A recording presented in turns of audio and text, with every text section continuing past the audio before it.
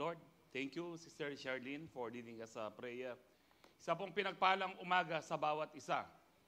Amen. Lahat po ng pinagpala magsabing praise Jesus. Praise Jesus. Amen. Tunay nga po na napakabuti ng Panginoon, napakabilis din po ng panahon na ngayon po ay nasa buwan ng Marso tayo, parang kailan lang po tayo nag-celebrate ng Pasko at ng bagong taon. Ngayon po ay March 2 na. So having said that, ngayon pong buwan ng Marso, ang ating pong pag-aaralan is living in the last hour. At ito po yung living in the last days, end times. Tatapusin po natin ito. This is very important because according po sa isang Bible teacher, ang pinakamaraming verses in the New Testament is about salvation. Pangalawa, yung end times, yung pagbabalik po ng ating Panginoon. So, ibig sabihin po, napakahalaga po nitong na hindi po tayo ma-distract ng anumang bagay sa mundong ito, kundi laging nakatuon po ang ating mga puso at ating mga isipan sa pagbabalik po ng ating Panginoon. Dito po sa 1 John 2:18, sabi ko dito, "Dear children, this is the last hour. And as you have heard that the Antichrist is coming, even now many Antichrists have come. This is how we know it is the last hour." Now, isinulat po ni John ito almost 2,000 years ago. Sinabi niya, ito na yung mga huling oras. Ito na yung mga huling panahon.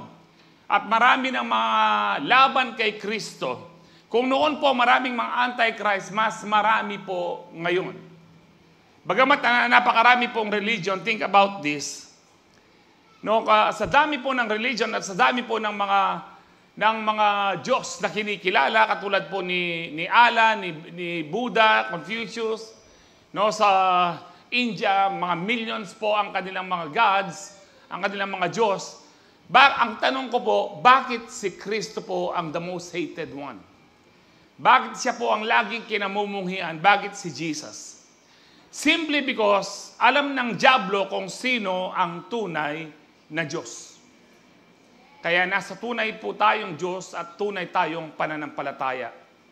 Inuusig po ng dyablo ang tunay na Diyos. Sa dami po ng bakit hindi po inuusig si Allah? Bakit hindi inuusig si Buddha? Bakit laging si Jesus? Kasi po buhay po ang ating Panginoon. At alam po nating malapit na siyang dumating. Amen. Kaya nga po ang unang topic po natin ngayon, pag-uusapan po natin is wake up from slumber. No, living in the last hour, kailangan po nakagising ho tayo, spiritual. Marami pong mga Kristiyano ngayon natutulog, complacent, lukewarm sa kanilang pananampalataya. And I hope hindi po tayo kabilang doon. Kung kabilang po kayo sa mga complacent at natutulog pong mga Kristiyano, hindi po aksidenteng nandito ho kayo. Ginigising po tayo ng Panginoon. God is warning us, this is the last hour, upang hindi tayo maiwan po sa kanyang pagdating. Amen po ba? So wake up from slumber, ang ibig sabihin lang po ng slumber dito, pagkakatulog. Natutulog pong pananampalataya, o sabi nga po ni Daddy Bishop sa amin, yung pong inactivity. Kristiyano ka nga pero wala kang ginagawa to build the kingdom of God. Kristiyano ka nga pero hindi mo binabahagi yung mabuting balita. So that is being sleeping spiritually. So let us wake up from our slumber. Dito po sa Romans 13:11, and do this understanding the present time, the hour has already come for you to wake up from your slumber, because our salvation is nearer now than when we first believed. Let's pray. Heavenly Father, we just want to continue thanking you, praising you, and worshiping you, for you are worthy to be worshipped. Maraming salamat po sa kalakasan na taglay po ng bawat isa po sa amin. Salamat po at buhay po kami at malakas dahil po sa iyong biyaya. Today, Heavenly Father, we ask you na patuloy mo po kaming turuan. Holy Spirit, teach us your word. Malaman po namin kung paano po kami mabuhay in this very last hour na alam po namin malapit nang dumating ang aming Panginoong Jesus. At salamat po sa mga first-timers po namin na dumalo po ngayon. Naniniwala po ako, Lord, na kayo po ang gumawa ng paraan kung bakit nandito po sila. I pray, Lord, na makita po nila ang liwanag at ang katotohanan sa iyong salita. And today, Lord, as we receive and believe your word, I declare healing, deliverance, and salvation be upon your people today. To you be all the glory, honor, and praise. In Jesus' powerful name we pray. Ang lahat po yung magsabi ng Amen. Palakpakan tayo po yung Ginoo. Hallelujah. So, ang Book of Romans, na isulat po yan ni Paul. Ang sumulat po ng Romans si Paul sa mga Roman Christians, no? At naisulat po yan around 57 AD. So almost 2,000 years ago, sinasabi po ni Paul na malapit nang dumating ang kaligtasan, malapit nang dumating si Kristo. How much more do you think sa panahon po natin ngayon, no, that was 57 AD, nasa 2025 na po tayo ngayon. Pero marami po nga pong nalilin lang. Pero tayong mga Kristiyano, dapat po alerto ho tayo, laging gising ang ating pananampalataya. Amen po ba? Gising pa po ba kayo? Magsabi ng amen. Amen. So, paano po nating lalabanan ang pagkakatulog natin sa pananampalataya?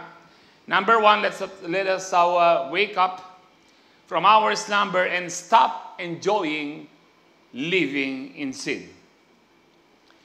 May mga Kristiyano pa rin po na ang kaisipan po nila, dahil ligtas tayo sa biyaya, pwede na po nilang gawin ang lahat ng gusto ng laman. In other words, pwede po nilang i-enjoy ang kasalanan. Pero hindi po yun ang sinasabi ng banal na salita po ng ating Panginoon. Since we are living in the last days, in the last hour, we need to stop enjoying living in sin. Amen. Sabi po ng Panginoon, stop sinning or something worse will happen to you. Tigilan mo na ang pagkakasala o merong mas malalang pwedeng mangyari sa iyo, sabi po ng Panginoon. And that is a message for all of us. Kaya nga po kung tinatawag po natin ang ating mga sarili na mga born-again Christian, hindi na tayo nag-enjoy sa kasalanan. Yes, nagkakamali pa rin tayo, nagkakasala pa rin tayo, pero hindi na po natin intentionally, deliberately na sinasadya at nag-e-enjoy ka pa, you feel about it, na kapag gumagawa ka ng kasalanan.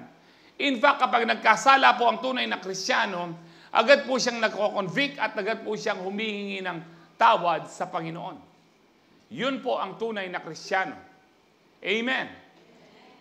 Kasi po, huwag po natin gawin yung, halimbawa, Sunday po ngayon, nag-attend kayo ng Sunday, and then, total, nakapag-attend na ako ng Sunday, nabawasan ang kasalanan ko, no? Nasa dati pananampalataya po tayo, ganyan po yung ano nun eh.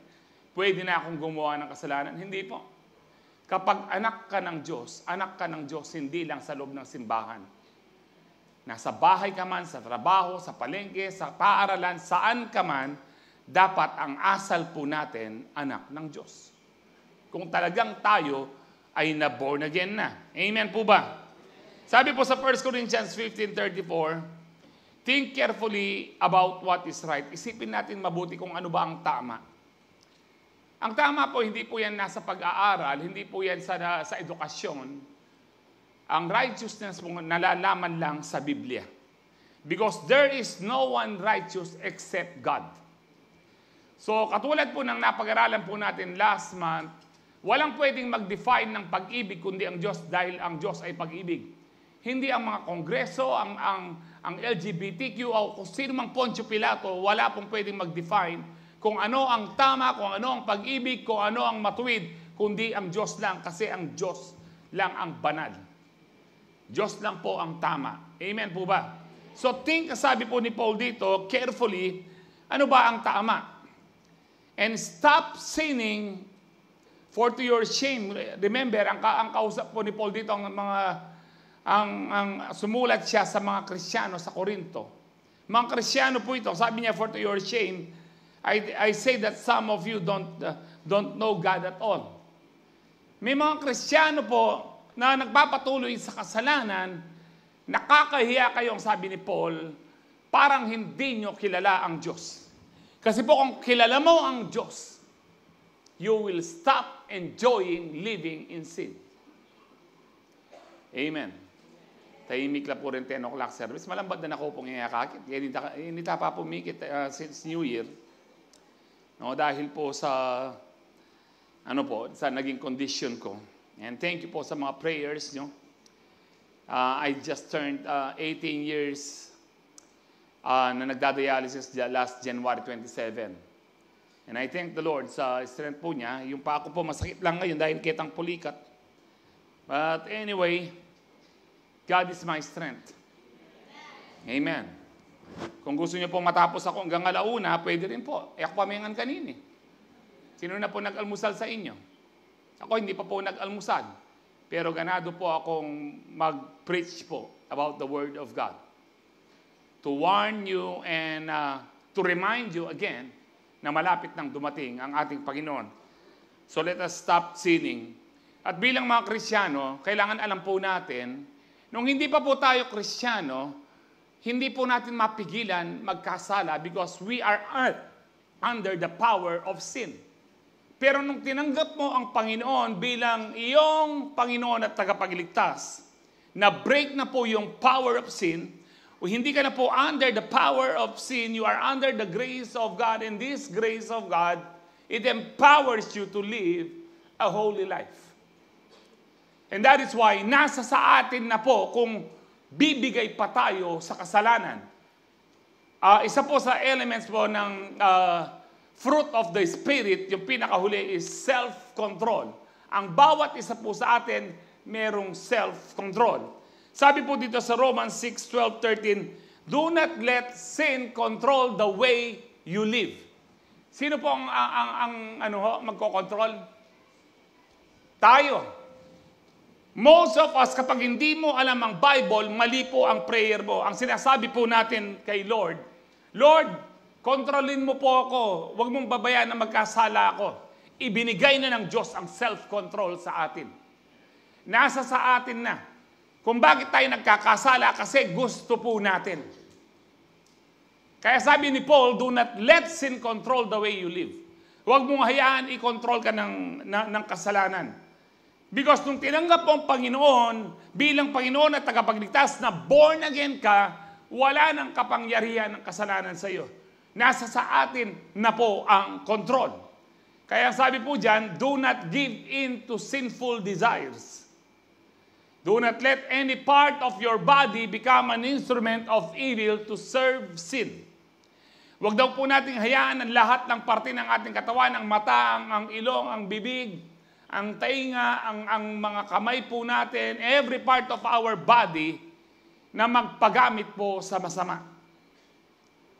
May mga Kristiyano pa rin po nagpapagamit sa masama. Yung kamay po natin, anong ginagawa po niyan? Yung paa po natin, saan po nagpupunta yan? Yung mata po natin, ano ang mga pinapanood niyan? So be careful, little eyes, what you see. Kung Kristiyano ka na, nanunod ka pa ng pornography, huwag mong sabihin na hindi mo makontrol. Kung tunay kang Kristiyano, you have the power of the Holy Spirit.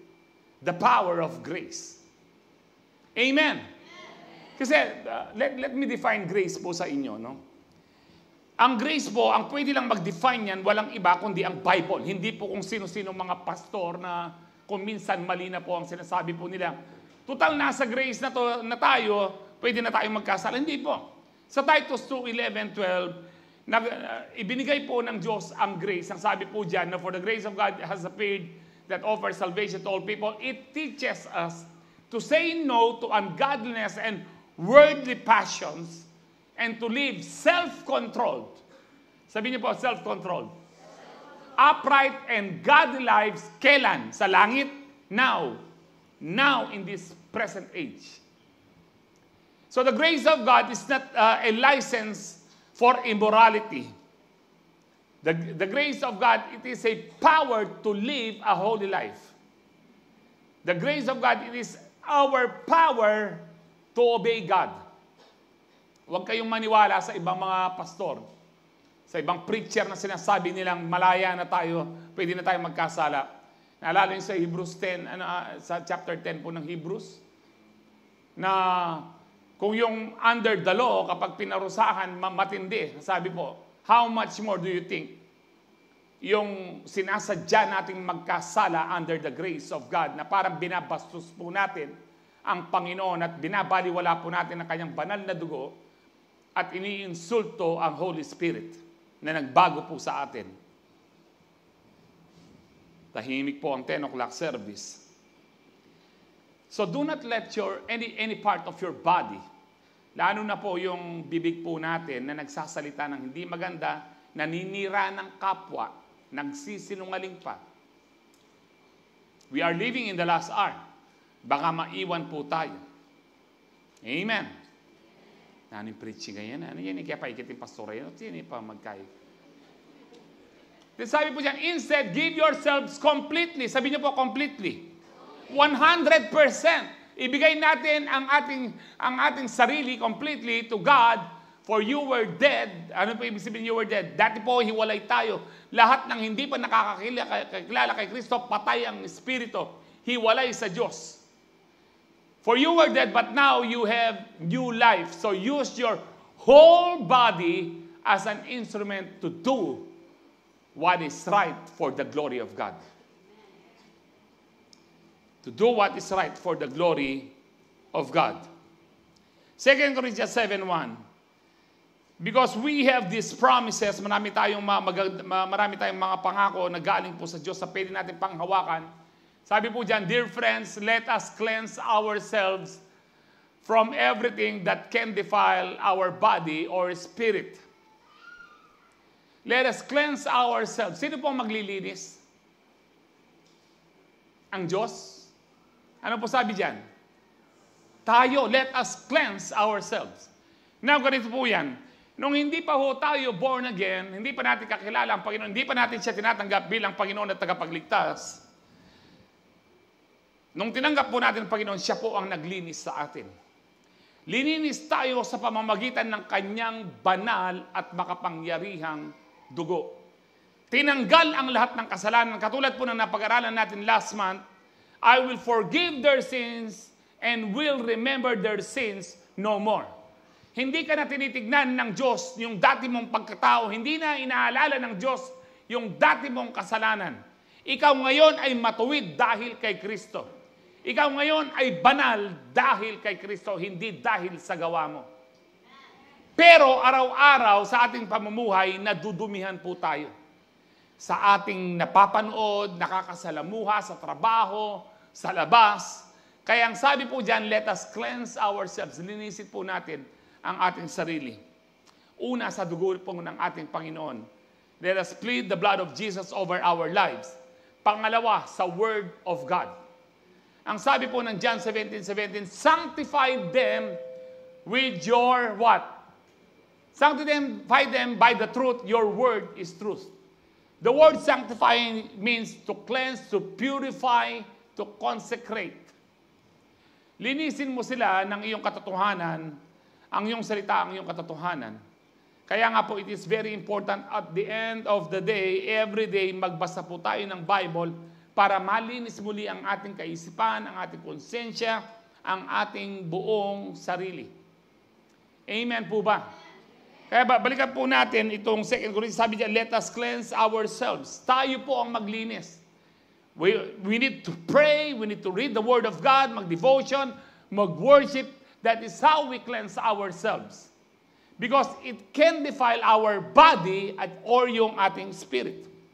Nung hindi pa tayo born again, patay po ang ating spirito. Pero nung born again po tayo, nabuhay ang spirito po natin, connected po tayo sa Diyos because of Jesus, ang spirito po natin pwedeng magkasakit at pwedeng mamatay. Pwedeng ma-defile, pwedeng madumihan, magkasakit at mamatay eventually.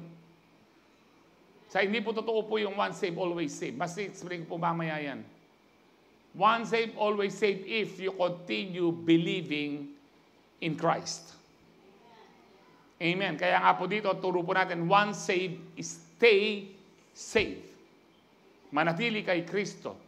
And ang sabi po dyan, let us work toward, tayo ay mag-work. Marami pong nagsasabi ngayon, wala ka nang gagawin. Sabi ni Paul, mismo, the apostle of grace, let us work. Gumawa tayo. Huwag tayong matulog. Huwag tayong inactive. Gumawa tayo, let us work toward complete what? Holiness. Because we fear God. Alam niyo po, noong last Tuesday, nagkaroon po ng CTMI convention na kasama po ng iba't ibang churches po natin sa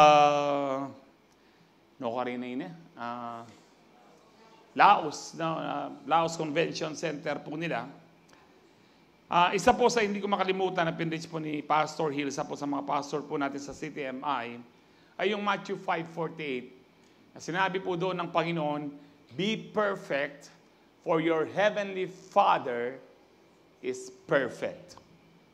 Isa po ito sa mga napapasel po ako, utos po ito ng Panginoon.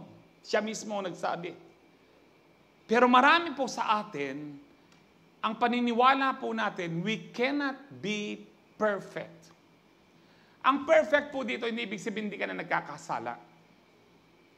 Ano po ang perfect po dyan? Katulad po ng isang estudyante, na nag-e-exam, kung minsan pwede niyang ma-perfect, meron siyang quizzes, merong examinations, may mga major exams. May mga quizzes po tayo sa buhay, may mga trials tayo, testing sa buhay. Katulad ng isang estudyante, pwede niyang ma-perfect yan, or pwede niyang hindi ma-perfect. Sa ating mga buhay po, may mga quizzes, may mga trials na dumadaan.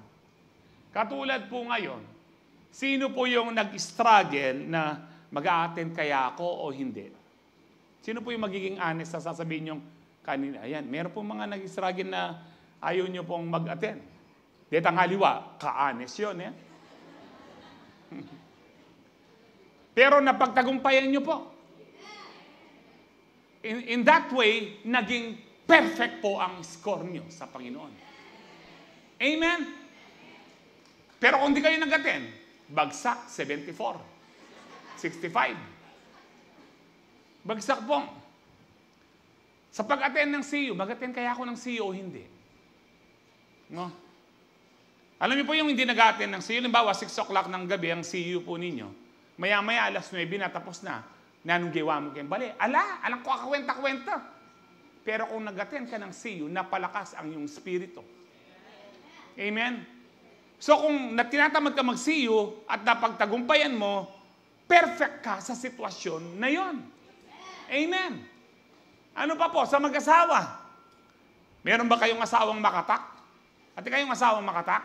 Puputak yung puputak? Kahit buri mo na yung patulan talaga. Ang sabi nila, babae daw po yung ganyan. Pero naniniwala ako, may mga lalaking makatak mo naman. Ate, meron ba kayong asawang lalaki dyan na makatak? Puputak. Alam niyo po, how to be perfect, habang kumakatak, puputakin yung asawa mo. Imbes na patulan mo siya, sabi, naalala mo yung Matthew 5:48, be perfect for your heavenly Father is perfect. May petulan. Perfect ka. Kaya tayo may ita. Amen. O yung mga lalaki dyan, use your eyes, sabi po, gusto mong manood ng pornography, tinutukso ka ng diablo, pero sinarado mo, perfect ka sa sitwasyon na yon. Ang sabi ni Lord, be perfect, for your heavenly Father is perfect. May mga sitwasyon po tayong binibigay. Sino po nagda-drive dito? Tapos ang gamit yun, nino po rin mag-drive. Di takla mo, karakal na rin sa akin makapark. Di ba tayo po mga driver, naiinis tayo dun sa kinakat-kat? No, yung gusto mong magmura, gusto mong nananuka, na? Siya kang magpakamatay ka na ang dili mo. Kasi dati ko pong ginagawa yan, habulin ko, siya kang magpakamatay ka na ang dili mo. Pero salamat na lang po, binago ka ng Lord. Ngayon, habang nagda-drive ka, kinat ka, matindi. Lalo na yung mga retang makasinggel na motor. Marakala kayo, mga kamote driver po ang tawag daw nila. Imbes na patulan mo, pero sabi mo, ay magpapasensya ako. Perfect ka na naman sa sitwasyon na yon. So is it possible na maging perfect tayo? Yes, by the grace of God. It empowers us to live a holy life. Amen. Meron po dyan na baka mamaya, dahil may okasyon, may birthday, awsana ka ni Kay. O paano kani, shot me pa. Pero dahil mo, alam mo, Kristiyano ka, ali, na ako miminom yan eh. Perfect na ka na naman.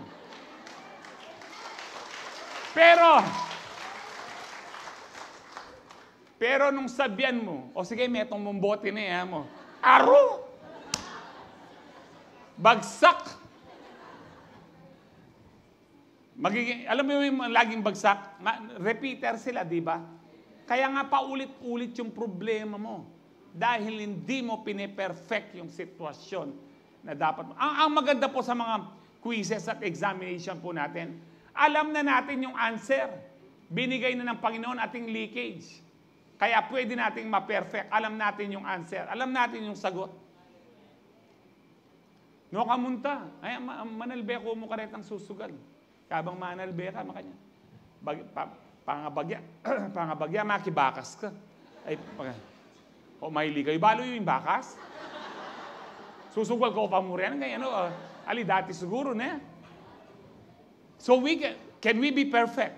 Yes, sa mga sitwasyon na binibigay po sa atin. Paano, Pastor, kung bubigay ako? Meron pong 1 John 1:9.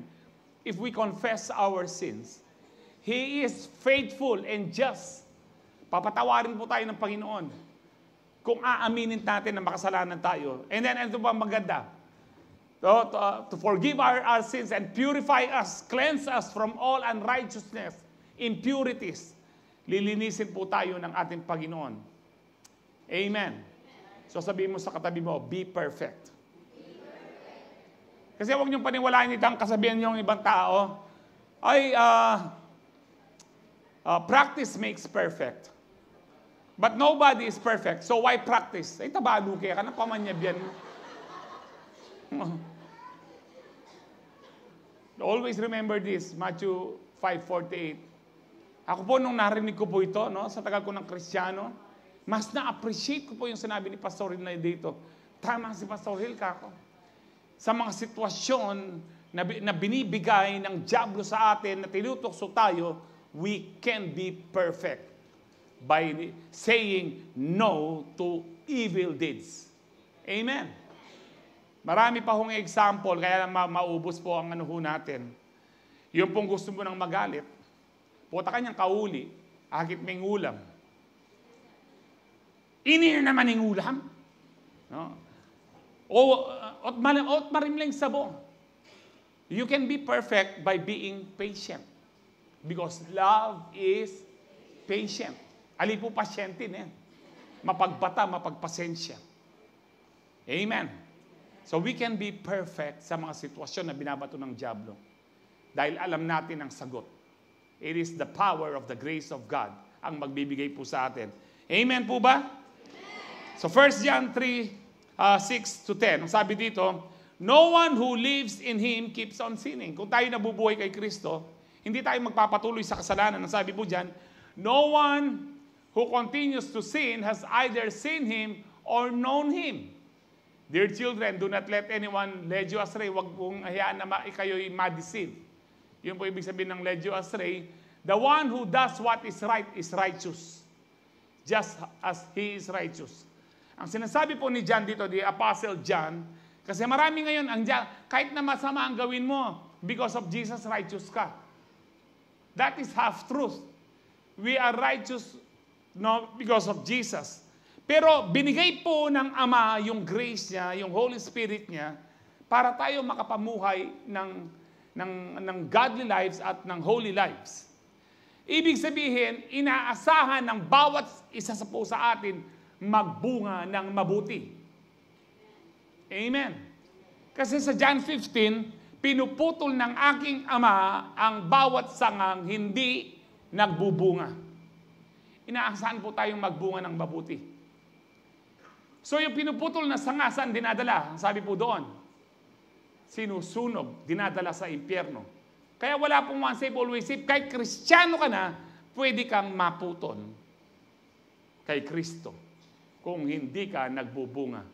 Kaya ang sabi po dyan, balikan po natin itong the one who does, sabi po dyan, who does what is right is righteous. Yung talagang matuwid, saved by grace, ay makikita mo yung pamumuhay niya matuwid na. Amen. Next verse, po. The one who does what is sinful is of the devil. Take note, ang kausap po ni John is mga na naman po yan, mga Kristiyano. Yung gumagawa ng matuwid, sila talaga ang matuwid. Yung gumagawa ng masama, ay sa diablo yan.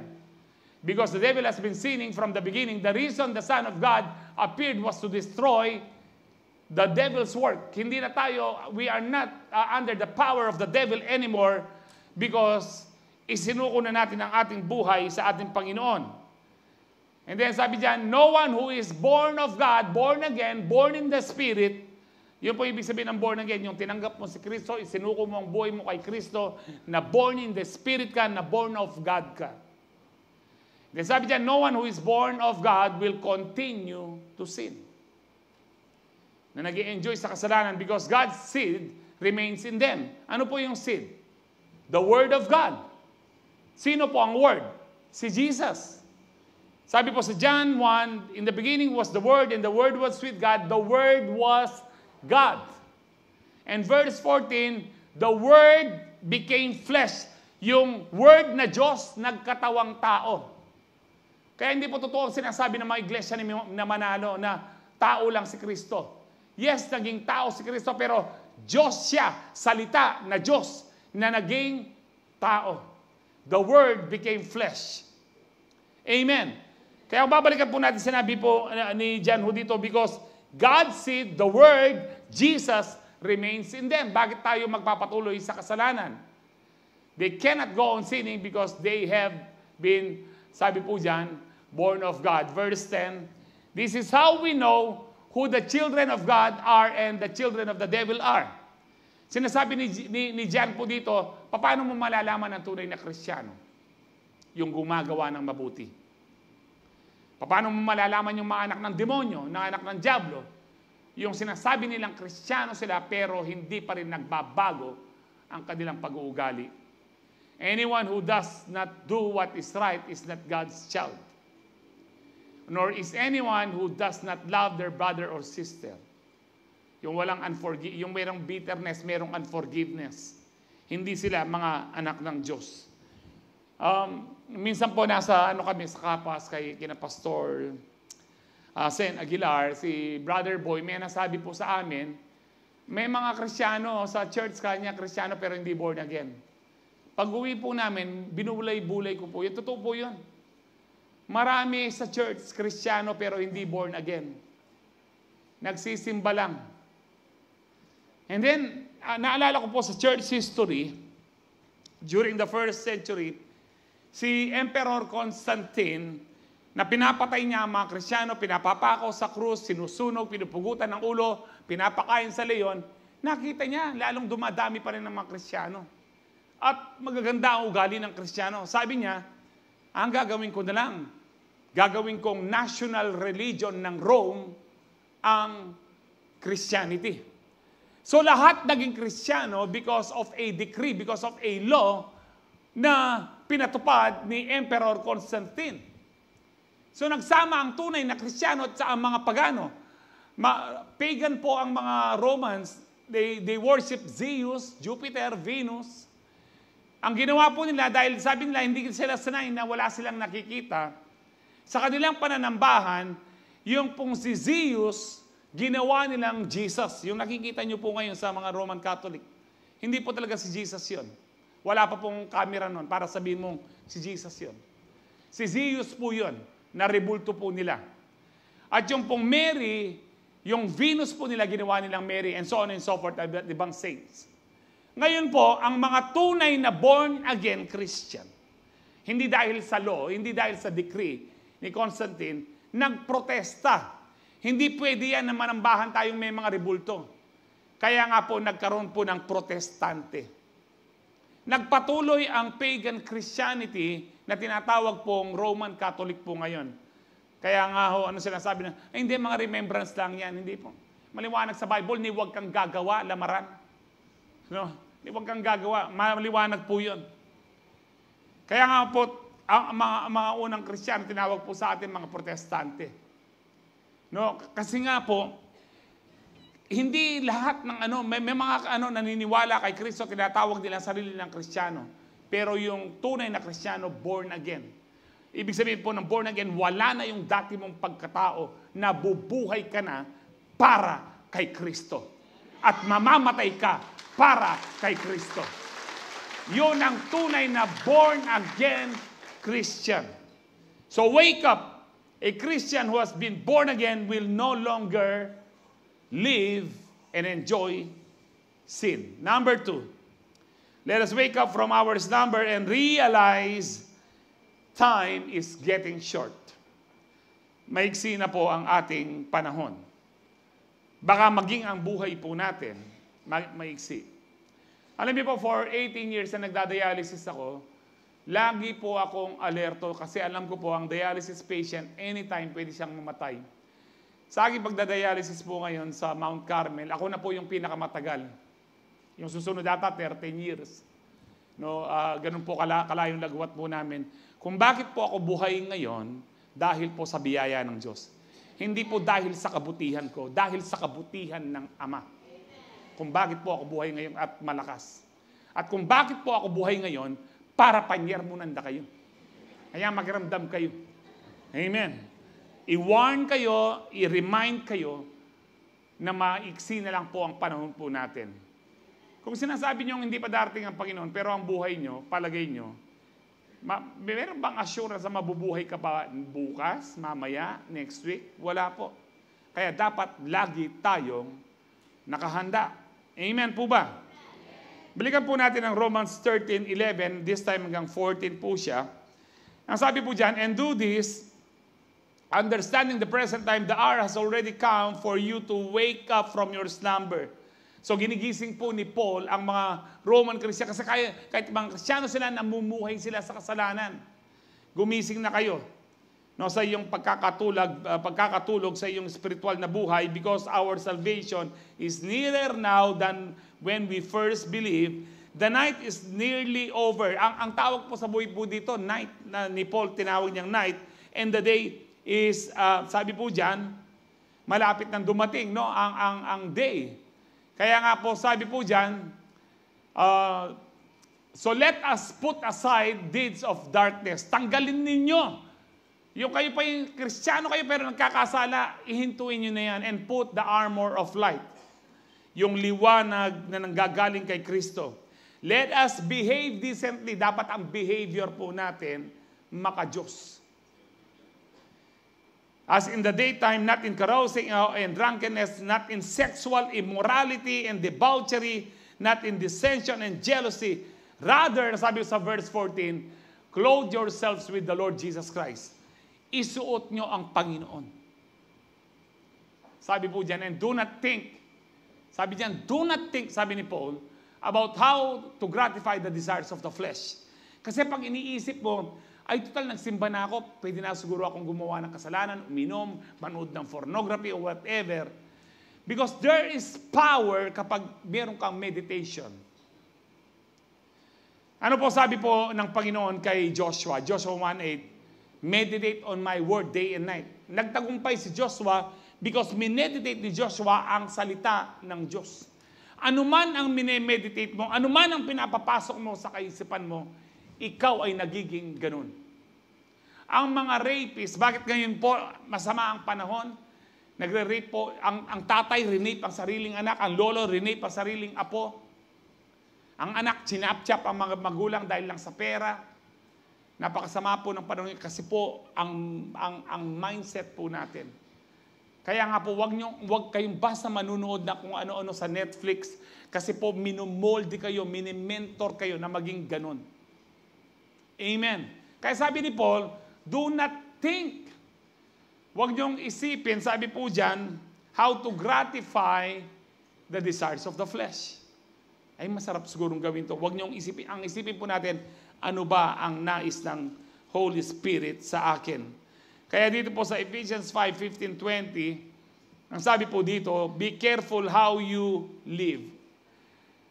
Maging maingat kayo paano kayo mabuhay, not as unwise, hindi mangmang, kundi matatalino. But as wise, making the most of every opportunity because the days are evil. Huwag tayong magsayang ng oras, huwag tayong magsayang ng panahon dahil masama ang panahon. Kung pasama ang araw ngayon, kung masama ang tinawag ni Paul sa mga panahon po nila, mas masama ngayon. Sabi nga po sa inyo. Tatay, rinirape po. Kumisa po, marinig mo, 2 years old, rinape. Sa Mabalacat po, yung 10 years old, 7 years old, nag-rape, 10 years old, 8 years old, nag-rape po ng 7 years old. Nabalitaan niyo po siguro yun. Bakit po?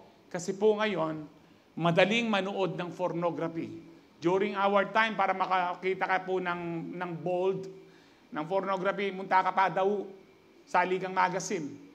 Kami pamirat ko pa. Pero ngayon, kahit po yung 3 years old, 4 years old, na pinapahawak nyo ng cellphone, nakakapanood po sila ng malaswa. Nasisira ang kaisipan po nila. Nagiging yun po ang kanilang behavior, nagiging yun po ang kanilang pagkatao, yun ang nagiging karakter po nila. And that is why, huwag tayong magsayang ng panahon. Sino sa inyo nakapilang kayong oras kanyan ng kanyan? Nano mong malalyari ka taking biyahe, patsiyema ka dito? Sino po dito yung movie marathon? At ikaw pa movie marathon, no? Nakakailang kayong movie, tapos yung pinapanood nyo, walang kakwenta-kwenta. Tahimik po ang 10 o'clock. At hindi pa mong planong mag-movie marathon kaya rin ng church sa inyo, Pastor? Well, you can do movie marathon, pero mga Christian movies. Sino na po yung nanood sa inyo ng The Forge? Panoorin nyo po, bagong-bago po yan. Marami pong mga Christian movies. No, para po patuloy tayong mag-grow sa ating pananampalataya. And then verse 17, therefore do not be foolish. Huwag tayong maging hangal. Sabi diyan, but understand what the Lord's will is. Lagi nating isipin, ano ba ang kalooban ng Diyos? Lalo na sa buhay po natin. Do not get drunk on wine which leads to debauchery. Maaring yung mga Christian sa Ephesus po. Kahit po Kristiyano sila, maglasingla pa. Hindi, sabi diyan, instead, be filled with the Spirit. Paano tayo ma-filled ng Holy Spirit? Speaking to one another with psalms, hymns, and songs from the Spirit. Sing and make music from your heart to the Lord. Always giving thanks to God the Father for everything in the name of our Lord Jesus Christ.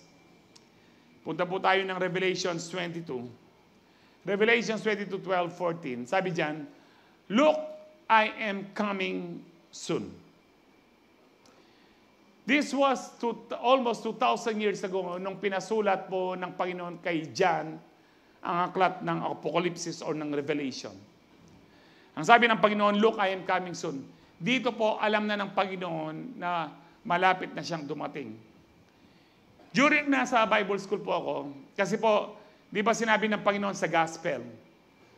Sabi po niya na walang nakakaalam ng aking muling pagbabalik o ng end times, kahit ng mga angel, hindi alam, kundi ang Ama lang.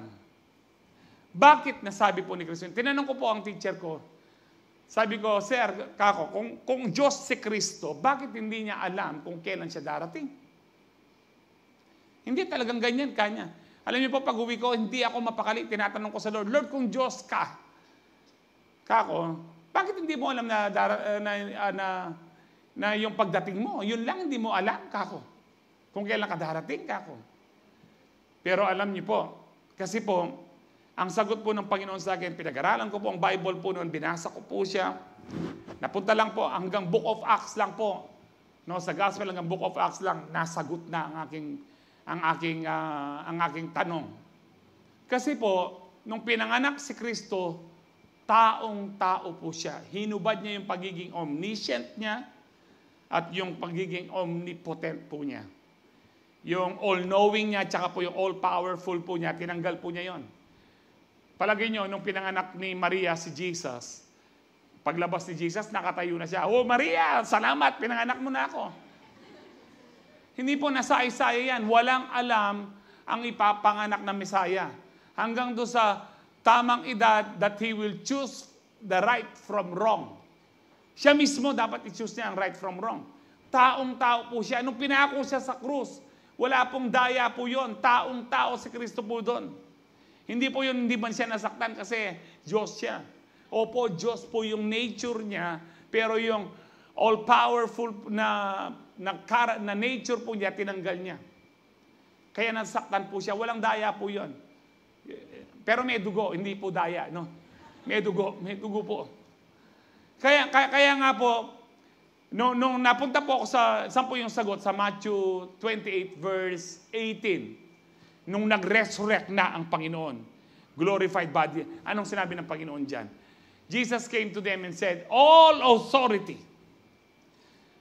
in heaven and on earth has been given to me. Ibig sabihin po, yung omnipotence at saka po yung omniscience na ibigay na sa kanyang katawan. Alam na niya. Pagdating po ito po yung bago po siya aakyat ng langit. Ang kadugtong po niyan sa Acts chapter 1. Pagdating po sa Acts chapter 1, tinatanong ng mga disciple, Lord, are you going to restore the kingdom to Israel? Ang sinasabi po nila, end times na ba, Panginoon? Huling panahon na ba? Anong sabi ng Panginoon? No, it is not for you. Sabi po niyan, it is not for you to know the times or dates the Father has set by His own authority. Bakit hindi na sinabi ng Panginoon na hindi ko alam? Dahil dito po, suot na po niya ang kanyang pagka-Diyos. Naintindihan po natin.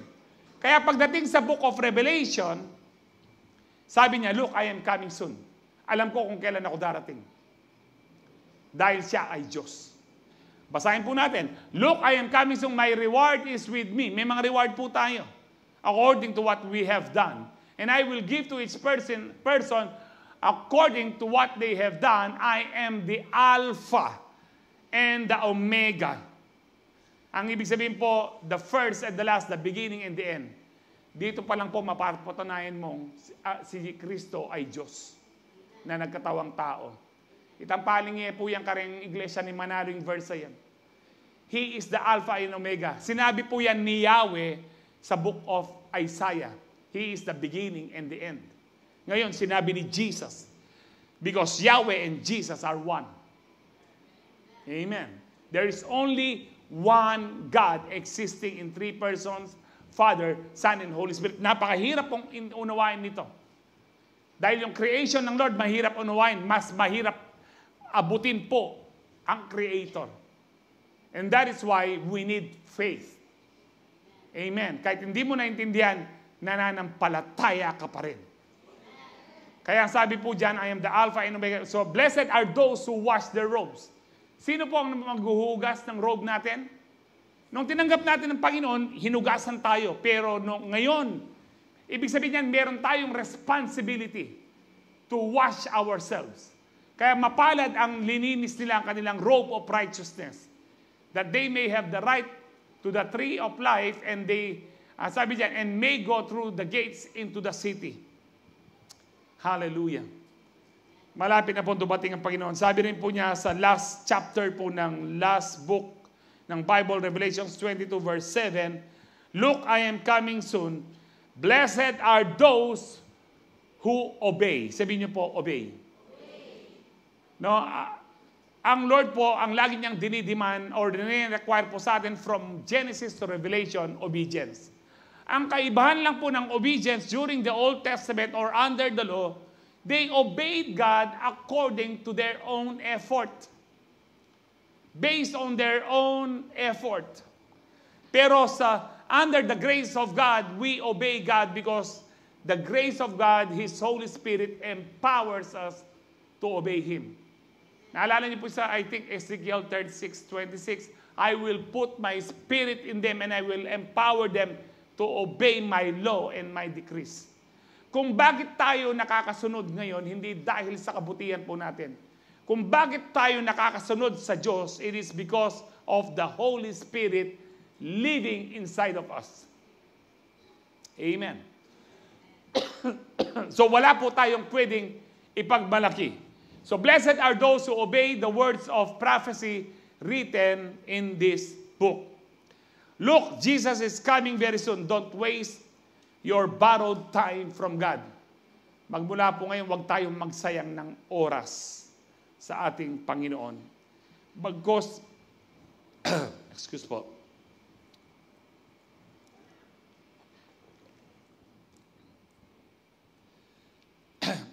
Since we are living in the last hour, dagdagan po natin ang ating time sa prayer, sa devotion po natin sa Panginoon. Amen. Amen. Maranop na kayo? Iyak po, maranop na ako. Pero pwede ko pa hanggang alauna. Last point. Ay, sabi na nga, ay, salamat, last point. Pero makabaya po hindi. Let's wake up from our slumber and focus your life on Jesus again. Marami po mga Kristiyano ngayon, kahit Kristiyano, napaka-busy po nila sa career po nila, sa self-ambition, sa mga pleasures. Yung iba, busy sa pag-aaskaso, paano sila mag-asawa. Pero gaano man ka-busy ang mundong ito, dapat hindi matanggal ang ating tuon, ang ating focus kay Jesus. Amen. Para hindi po tayo maiwan sa rapture. Amen. Marami pong mga bagay na nagdi-distract po sa atin. Kaya nga po, we need to guard our hearts. Ano pong sabi ng, I think, Proverbs 4:22, above all else, guard your heart. For out of it comes the issues of life, or for everything you do flows from it. Sa NLT, it directs the course of your life. Bantayan mo ang puso natin. Because sabi po ng Jeremiah 17:9, the heart is deceitful above all. Ang pinakamapanlin lang, yung emosyon po natin na tinatawag nating puso. Pinakamapanlin lang daw po yun. And that is why we need to guard our hearts from any distraction na ginagawa po ng diablo po sa atin ngayon. So it's about time to focus on the truth. Hebrews 12:1-2. Ang sabi po dito, therefore, since we are surrounded by such a huge crowd of witnesses to the life of faith, ang sinasabi pong crowd or cloud of witnesses po dito, yung chapter 11, magmula kay Enoch, example of faith, kay Abraham, no? Ang dami po nating example of faith po sa chapter 11. And then sabi diyan, dahil napapaligiran tayo, maraming halimbawa ng mga pananampalataya sa atin, mga heroes of faith, sabi niya, let us strip off every weight that slows us down. Ano ba yung nagpapabagal sa atin bilang Kristiyano? Sa takbuhin natin mga Kristiyano. Ano ang nagpapabagal po sa atin? Yung iba po sa atin, mahilig po tayong magpunta ng mall, hindi pa tayo nag-pray. Yung iba po sa atin ngayon, hindi na nagluluto sa bahay. Kain sa labas o kaya nagpapagrab na. Pero alam nyo ba kung gaano kalinis kaya ang kinakain po natin? Malinis pa rin po yung sariling luto natin sa bahay. Sabihanin kayo, uy, tayo nagagasos mga tanakin, bali, mamukulat na ng sardinas po ito.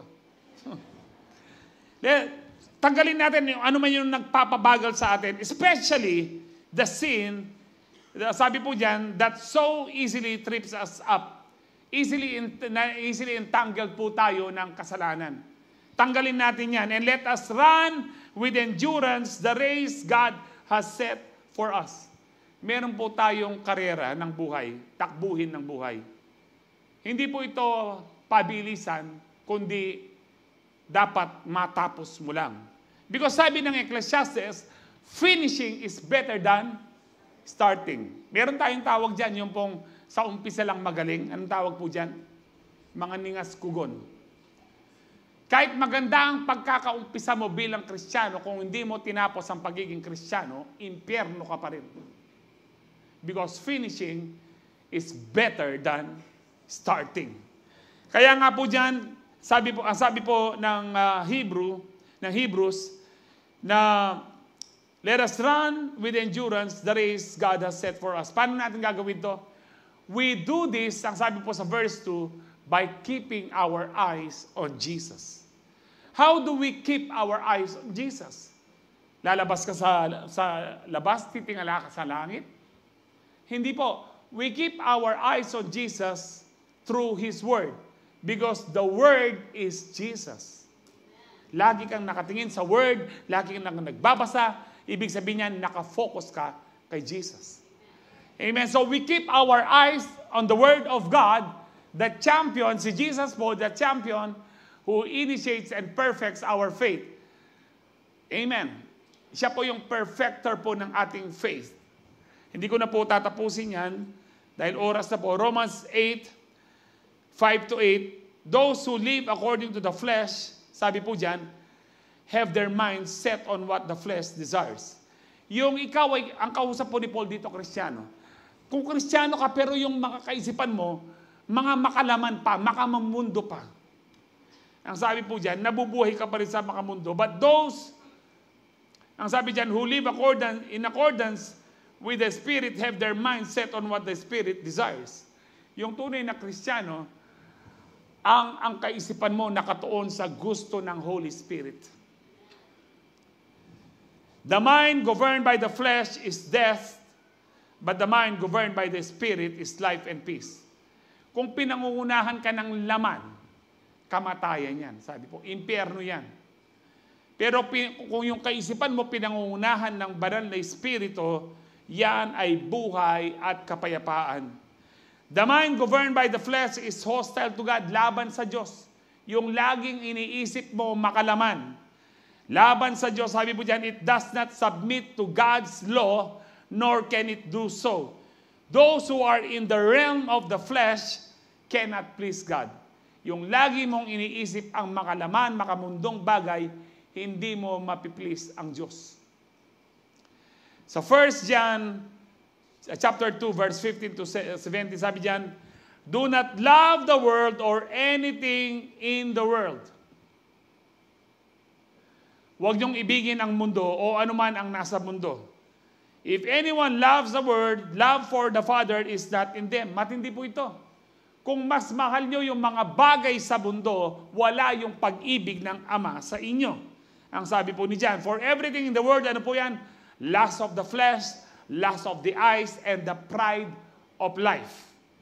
Comes not from the Father, but, sabi po diyan, from the world. The world and its desires pass away, but whoever does the will of God lives forever. Now, alam niyo po, may mga ugali tayong mga Filipino na mahal po natin ang mga bagay-bagay sa mundo. Sino po sa inyo, sa cabinet nyo, nandyan pa rin yung magagandang muebles nyo, mga kubyertos nyo, na lulwal-lula mo, potang ating okasyon. Potang mangan kayo, yan yung potang muli kayo, itang plato yun, dudurot siya. Seliya mo keng apo. Uling plastic, balang dinan ming mapaling nasi, mga lupit siya. That is loving the world. Niya ni mete, kapilang beses may mong kaya agamit. Maraming namatay sa mga ninuno po natin, hindi nila na gaanong nagamit yung magagandang kagamitan dahil nakatago. Amen? Yung ilan po sa inyo, bibili kayo ng napakamahal na damit. Gagamitin nyo lang kapag okasyon. Nung gagamitin mo na dahil di mo sinusuot, butas na, kinagat na ng daga. Yung iba sa inyo, bumibili kayo ng sapatos napakamahal. Pero hindi nyo sinusuot. Bakit? Sabi nyo, sayang. Nung tinignan nyo na, wala na yung swelas, wala na pagkadikit, sira na. Kaya ako po, may mga nagbibigay po sa akin sapatos. Minsan tinignan ko kung gaano sila kamahal. Between 10 to 20,000 po yung bigay po nila. So, giyawa ko doldo ko lang. Kasi sayang. Ito pong meron po akong bracelet dito. Nung silver anniversary po namin, bagamat gold siya, pero sabi nga sa misis ko, dapat pala silver mo nang binili natin. Ang mahal po nito, no? Lagi ko po siyang suot. Pero kayo, kailan nyo suot yung mga, yung mga ginto nyo? Pag merong okasyon, namatay ka, 80 years old, pilang beses niya ang ginamit. Ang masakit pa nito, penako de pa. Kaya ako po, halos araw-araw suot ko. Para sulit siya. Bakit? Danan me. Ginto yan, nano yan. Walang kwenta yan. Nung buta mawala yan. O yening mawala yan. Yan mawawala ay Kristo kaya ka. Amen po ba? Marami po sa atin, hindi natin namamahal po natin ang mundo. Meron po tayong alam. No, meron po akong alam. Bumili ng bagong sasakyan. Umulan. Hindi ginamit ng tricycle. Ay kalamaran na tao.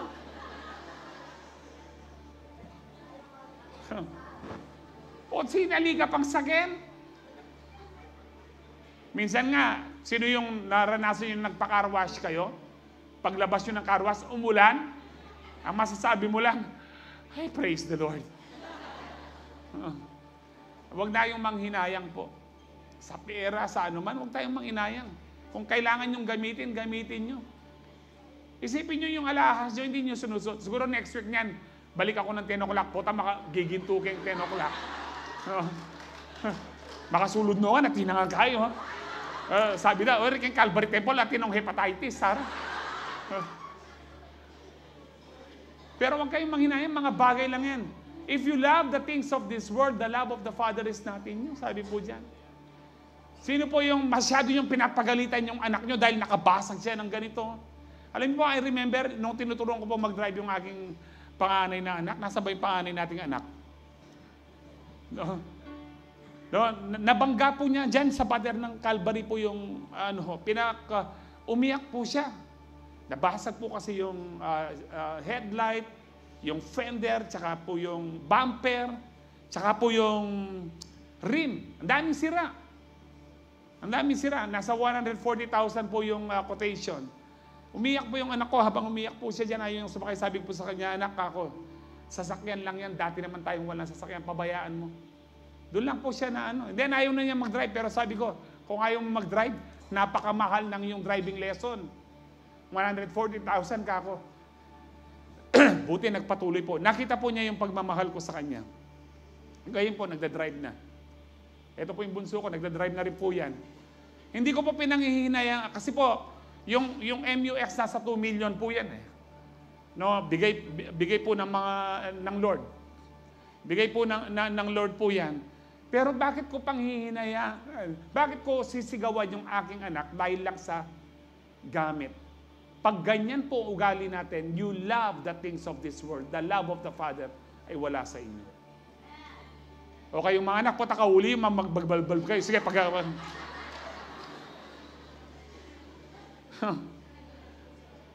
So, this life where we live will surely come to pass. Lilipas po ang lahat. Only God and His plans will last. Focus on Jesus. Amen? Focus on Jesus. So mag-review na po tayo. Wake up from slumber. Stop enjoying living in sin. Realize time is getting short. Focus your life on Jesus again. Last verses na lang po. Revelation 3, 1-3. Write this letter to the angel of the church in Sardis. Para po sa church ito.